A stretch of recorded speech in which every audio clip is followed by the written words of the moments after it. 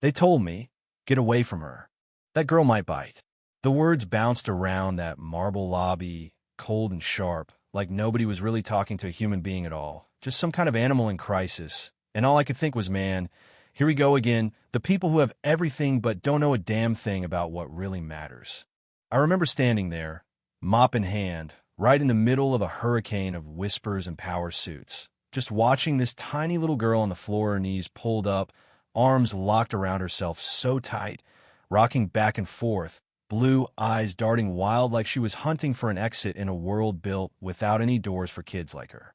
Maybe it's the teacher in me, maybe it's just being a dad, but you can see it, that look when the world gets so loud for someone on the spectrum, they just fold into themselves, waiting for the storm to pass, hoping nobody tries to fix them. The security guard didn't want me anywhere near her, like my uniform was some kind of barrier to compassion, but I just nodded, smiled, didn't say much. You get used to being invisible when you clean up after powerful people long enough. But I caught her eyes, hers and mine, just for a second. There was this connection, this spark of understanding that cuts through all the walls built out of money and degrees and fear. So I did what I do.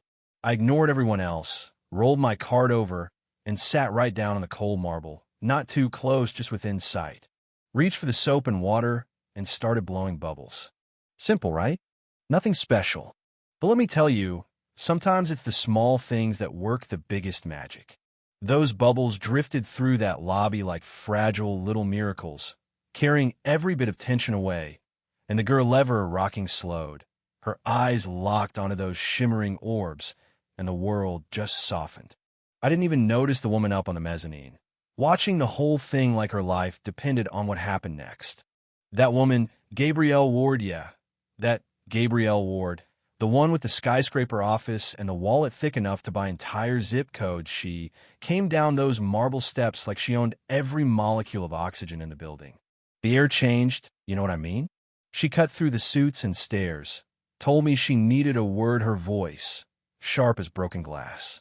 I thought, well, here it comes. I'm about to be escorted out for being a human being on the wrong floor. But you know what? She didn't look mad. She looked scared, grateful, maybe even desperate, like someone who spent all her money chasing the wrong kind of miracle. We ended up in her office, that place with more glass than a cathedral, me in a cheap pair of sneakers on a rug that probably cost more than my car, and her staring at me across her desk like she was trying to decide if I was real or just another problem to solve. She grilled me weird. I learned that who taught me, what gives me the right. I told her about my daughter, about the years in special ed, about the degrees that got me nowhere when the funding dried up and the world stopped caring about kids like mine. She looked at me, I looked tan for a second. All the usual masks dropped. That's when she offered me the kind of deal that would change anybody's life, 15 grand a month, just to sit with Eva, just to try and connect. But I knew what it was. She wanted to buy her way out of guilt, wanted me to become another check mark on a list, not a real person with real pain and real purpose. So I pushed back. I told her the truth. She didn't want to hear that her problem wasn't her daughter. It was the way she and everyone around her tried to treat Eva like a project instead of a person. We argued. She got mad. I got honest, and somewhere in that war of words, something shifted. I left her with a challenge ask about people's qualifications before you judge them by their uniform. See the person before the problem. A few nights later, she called. Voice softer, stripped of all that boardroom armor. Eva wasn't eating, wasn't drawing, she was slipping away, and Gabrielle, she didn't know what to do. I told her no cameras, no reports, just time. That's when I brought Zoe, my own daughter, up to that big glass apartment, both of us carrying more hope than supplies.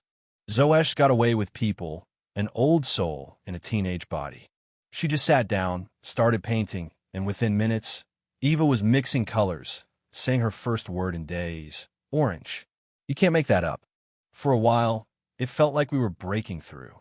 But then, of course, the experts showed upon of those doctors with the Harvard tie and a God complex, the kind who thinks love and patience are outdated, that progress comes in six-figure invoices. He saw us, dismissed us, told Gabrielle she was being reckless, that amateurs like me were dangerous. And for a moment, I thought, here we go, back to square one. But Gabrielle surprised me. She asked the doctor to leave, chose her daughter's peace over her own pride, and right there, in that moment, a new kind of battle line was drawn. But the world doesn't let go easy. The next twist came quick, an emergency board meeting. Doctors throwing words like fraud and pseudoscience around like weapons, all trying to protect their turf. That's when I dropped the hammer. See, being a janitor gives you a front row seat to everything people think you don't notice. I'd spent years gathering proof copy-pasted reports, audio of them strategizing about profits over kids, you name it.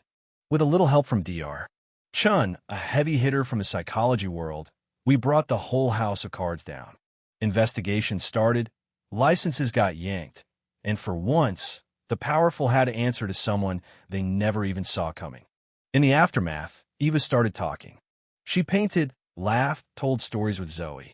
Gabrielle stepped away from her company, threw her energy and money into building something real, a foundation that valued every kid, every parent, no matter the balance in their checking account. We trained hundreds of teachers, rewrote the rules on what therapy could look like, and suddenly all those little things everyone ignored became the gold standard. 6 months later, I stood on a stage in front of thousands of mental health professionals, Eva by my side, the same kid who once couldn't say a word in a room full of strangers, now speaking into a pink microphone for the world to hear. She called me Daddy Marcus, told everyone that being different doesn't mean broken, and in that moment, there wasn't a dry eye in the house. The old guard, the ones who built empires out of fear and fees, they faded away. Some sold insurance. Some drove for Uber. None of them mattered anymore. The kids did. The parents who dared to ask questions did. Gabrielle, she found peace not in controlling every outcome, but in finally letting go. And me? I kept the old janitor uniform, framed it in my office, a reminder that the world will always try to define you by the lowest thing it sees. But sometimes, if you refuse to stay in the place they put you, you end up changing everything for everyone, yeah. Sometimes that's the only revenge worth having. So if this story hit you somewhere deep, if you ever wondered whether one small act of kindness can spark a revolution, share your thoughts below. Tell me what justice means to you. Is it about winning, or is it about seeing the unseen and fighting for those nobody notices? Because the biggest changes, they always start with the people everyone else walks past. You just got to be willing to stop, sit down, and blow some damn bubbles.